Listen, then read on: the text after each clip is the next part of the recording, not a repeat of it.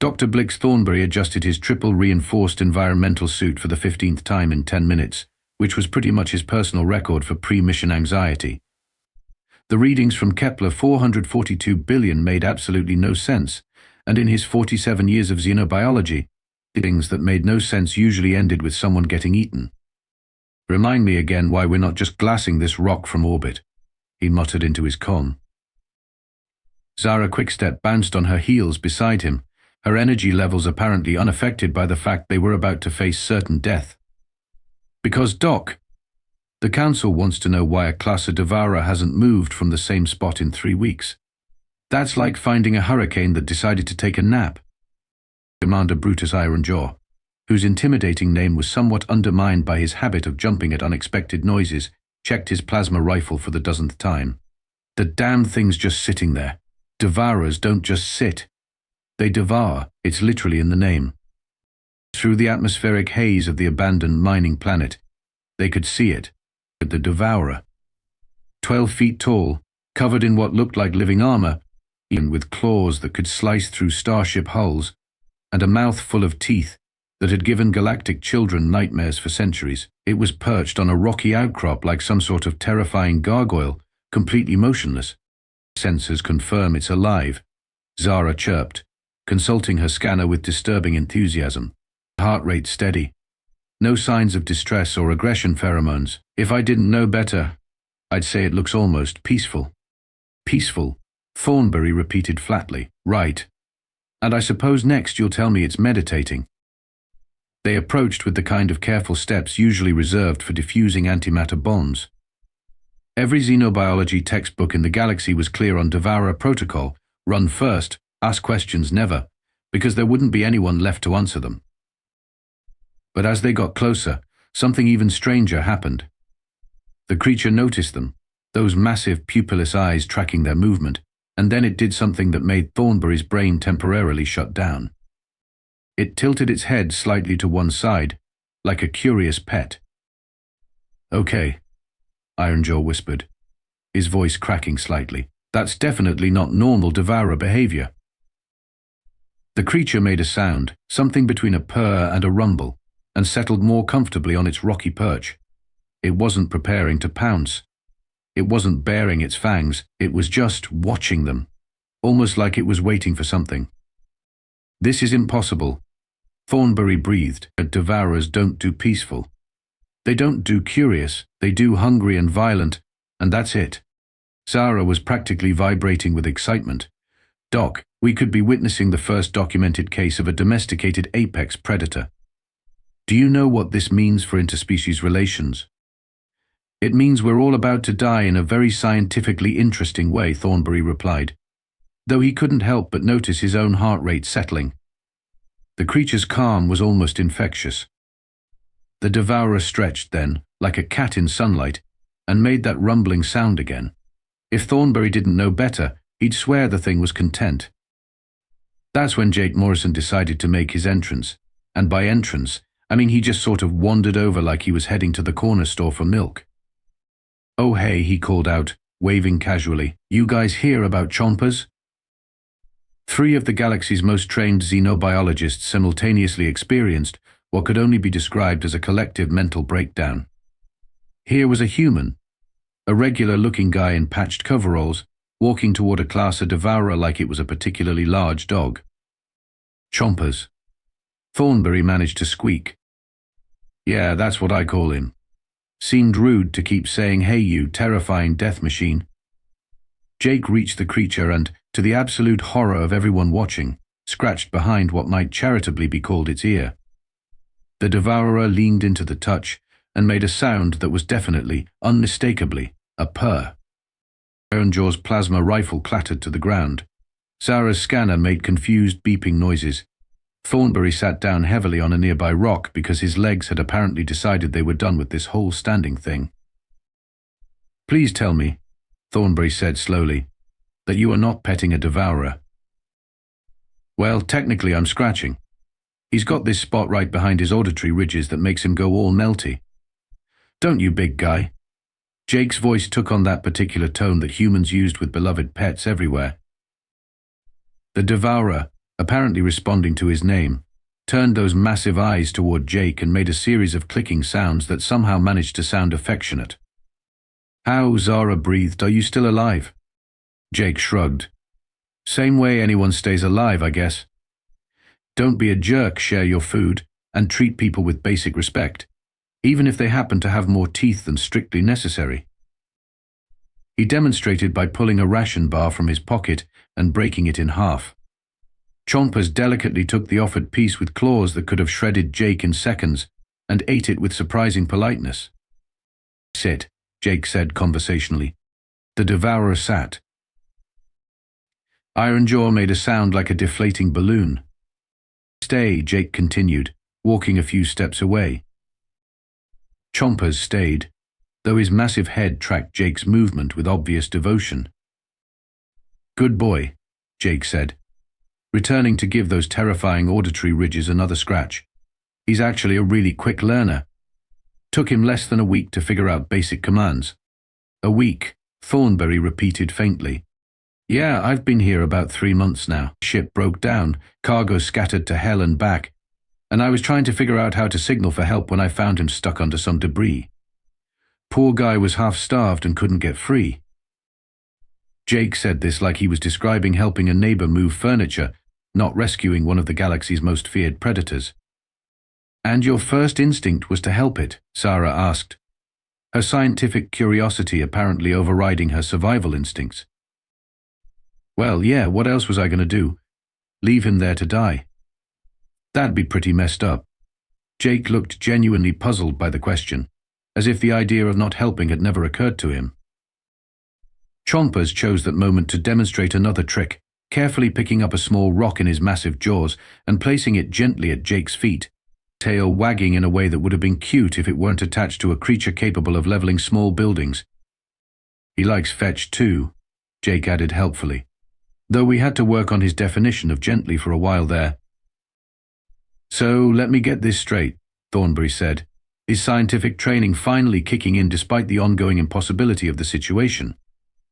"You crash-landed on this mining planet, found an injured devourer, and instead of running for your life, you decided to play interspecies veterinarian." Jake was currently engaged in what could only be described as a belly rub, if belly rubs typically involved creatures the size of small shuttlecraft. Chompers had rolled onto his back with his legs in the air, making contented rumbling sounds that vibrated through the ground. "Well, when you put it like that, it sounds kind of stupid," Jake admitted. "But you should have seen him when I found him. This big chunk of mining equipment had fallen his leg, and he'd been there for who knows how long. He was making these sounds that were just heartbreaking, you know." Zara was frantically taking recordings, her scanner working overtime to document what was either the greatest breakthrough in xenobiology or the most elaborate hallucination in galactic history. The debris was pretty heavy. Took me the better part of a day to rig up a pulley system to get it off him. And the whole time, he just watched me work, didn't try to bite, didn't thrash around, just these big, sad eyes following my every move. "Devourers don't have sad eyes," Ironjaw protested weakly. "They have murder eyes. Hungry eyes, death and destruction eyes." "Have you ever actually looked at a Devourer's eyes?" Jake asked. "I mean really looked. They're actually pretty expressive once you get past the whole design by nightmares thing." As if to prove his point, Chompers rolled back over and fixed his gaze on the commander. Those massive, alien eyes seemed almost curious, maybe even friendly. Ironjaw took an involuntary step backward. "Okay, that's deeply unsettling." Once I got him free, he was too weak to move much, dehydrated, half-starved, and that leg was pretty messed up. So I set up camp nearby, shared my emergency rations, and basically played nurse for a couple weeks. "You nursed a devourer back to health," Thornberry said slowly, "with emergency rations. Turns out they're omnivores. Who knew? Though he's got a real weakness for those chocolate protein bars from Earth. I've got exactly 3 left, and I'm saving them for special occasions." Chompers' head perked up at the word chocolate, and he made an expectant clicking sound. "No, buddy, not yet. These nice people aren't trying to blow up the planet or anything. A race that doesn't qualify as special. The fact that Jake was having a conversation with a Devourer about chocolate rationing was apparently just Tuesday for him now. The real breakthrough came when I realized he was lonely. Jake continued. Think about it. Devourers are pack hunters in the wild, right? But this guy's been stuck on an abandoned planet by himself for months, maybe years. No wonder he was going stir crazy. So you became his pack, Zara breathed. I became his friend, Jake corrected. There's a difference. Friends don't have alpha dynamics or territorial disputes. Friends just look out for each other. He demonstrated by tossing a chunk of asteroid toward a distant crater. Chompers bounded after it with enthusiasm that would have been adorable if it weren't coming from something that could bench press a starfighter. Took him a while to understand gentle, Jake said, as they watched the Devourer delicately carry back the rock without crushing it. But he's a smart guy. Once he figured out that I'm kind of fragile compared to him, he started being really careful. Thornberry was scribbling notes so fast his stylus was smoking. This is rewriting everything we know about apex predator psychology. The social complexity, the capacity for learned restraint, the apparent emotional bonding. He's just a good boy who needed someone to give him a chance, Jake said simply. Aren't you, Chompers? The Devourer dropped the asteroid at Jake's feet and settled into what was unmistakably a happy dog pose, tongue lolling out between rows of razor-sharp teeth. The peaceful scientific observation was interrupted by the arrival of Admiral Stiffneck's fleet, because apparently someone had decided that this day needed more complications. The Admiral himself materialized via transport beam, surrounded by enough military hardware to level a small moon. Dr. Thornberry, Admiral Stiffneck barked, his voice carrying the kind of authority that expected instant obedience. Why is this creature still alive? Jake looked up from where he was teaching Chompers to shake hands, or claws, or whatever you called those massive appendages. Because killing him would be kind of a jerk move. The Admiral's expression suggested he wasn't used to casual responses, dramatic entrances. Civilian, you will evacuate immediately. This planet is scheduled for orbital cleansing in exactly 30 minutes. Yeah, that's not happening, Jake said with the kind of calm certainty that made Thornberry wonder if humans had some sort of genetic defect that prevented them from recognizing mortal danger. I beg your pardon? I said that's not happening. Chompers isn't going anywhere, and neither am I. Admiral Stiffneck turned a color that wasn't typically found in nature. The creature is a Class-A galactic threat. Protocol demands immediate termination. Your protocol is stupid, Jake replied conversationally. Chompers, show these nice people your tricks. What followed was perhaps the most surreal military standoff in galactic history. While Admiral Stiffneck sputtered about protocols and chain of command, Jake put Chompers through his paces. The Devourer sat, stayed, rolled over, played dead, and even performed a complicated routine that involved carefully stacking rocks without breaking them. Impressive, the Admiral said grudgingly. But tricks don't change the fundamental nature of the beast. Maybe, Jake said.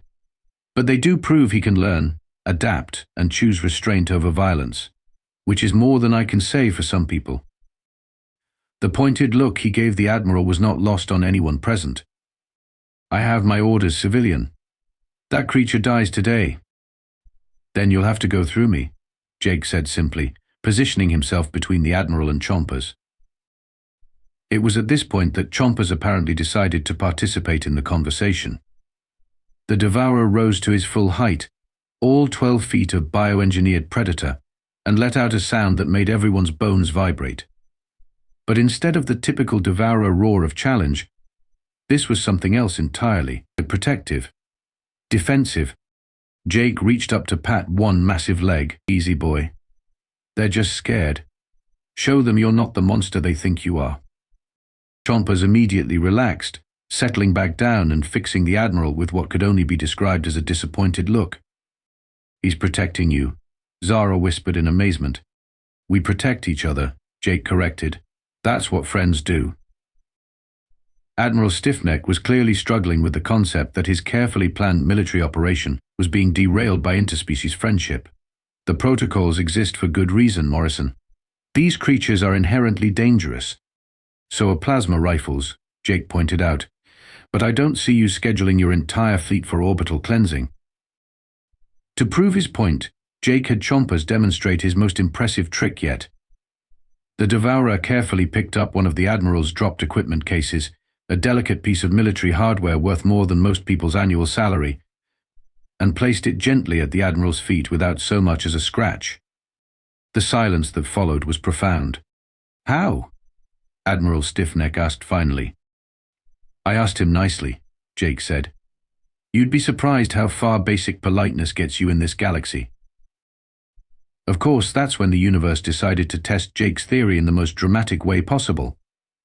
The fleet's proximity sensors started screaming, and suddenly the sky was full of what could only be described as every xenobiologist's worst nightmare. Wild Devourers.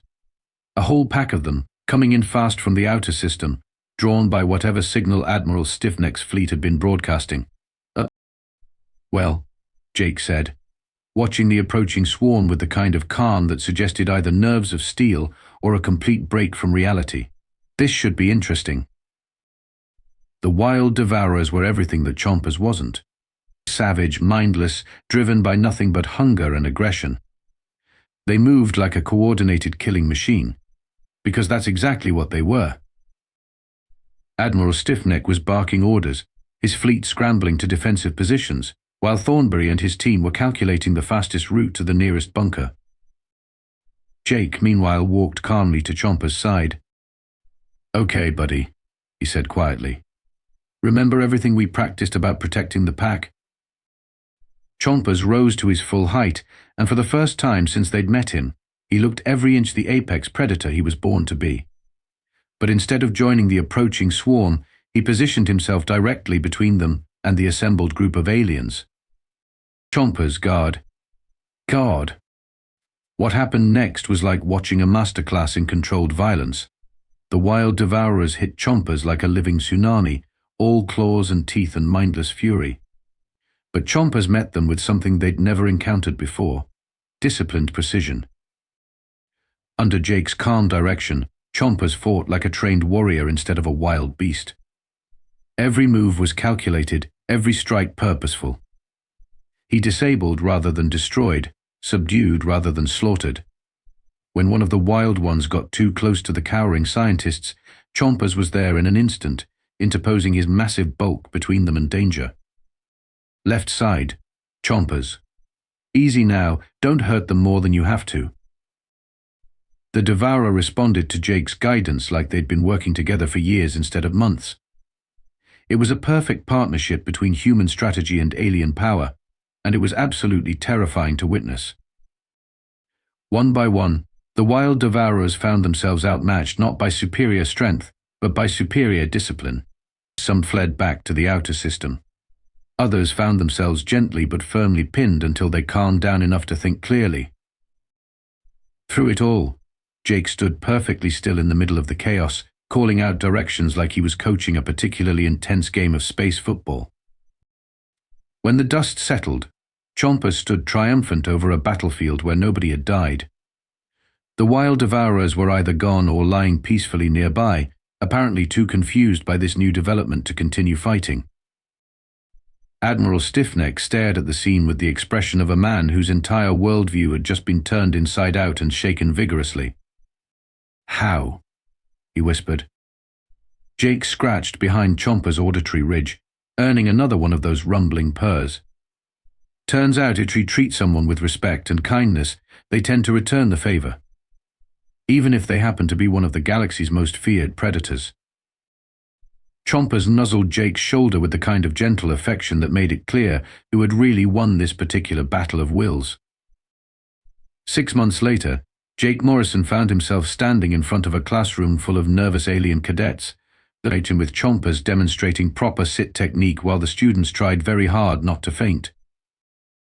"The key thing to remember," Jake was saying, "is that every species, no matter how scary they look, has the same basic needs: food, shelter, companionship, and respect. Eat those needs, and you'd be amazed how reasonable even the most terrifying creatures can be." Dr. Thornberry, now the galaxy's leading expert on domesticated apex predators, was frantically taking notes in the back row. His previous textbooks had been quietly retired in favor of new editions with titles like Maybe Try Talking to It First, a revolutionary approach to xenobiology. Admiral Stiffneck, whose military protocols now included a mandatory diplomatic contact attempt before any cleansing operations, watched from the observation deck with the expression of a man still coming to terms with the new reality. Chompers, demonstrate the advanced restraint technique we practiced yesterday, Jake said. The Devourer carefully picked up a raw egg from the demonstration table, held it in his massive jaws for a moment to show the class he could crush it instantly, then placed it back down completely intact. The assembled cadets made impressed noises, though several still looked ready to bolt for the exits. Any questions? Jake asked.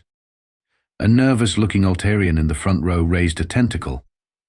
What if the creature doesn't respond to initial friendly contact? Then you try harder, Jake said simply. Bring better snacks. Learn a few words in their language, show them some respect. I've yet to meet a species that doesn't respond to basic decency, though sometimes it takes a while to figure out what decency looks like to them. Another student, this one a crystalline being whose species communicated through light patterns, flickered a question about aggressive territorial behavior. Good point, Jake said. Chompers, show them your personal space boundaries. The Devourer stood up and walked to a marked circle on the floor, then sat down in the exact center. He stayed there, perfectly still, even when Jake walked around the perimeter making exaggerated gestures. See, he knows this is his spot, and he respects that other people have their spots too. It's all about mutual understanding.